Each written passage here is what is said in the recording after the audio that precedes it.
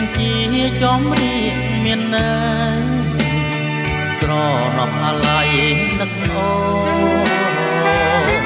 អោវាយោអើយអាណិតដល់ចិត្តខ្ញុំផង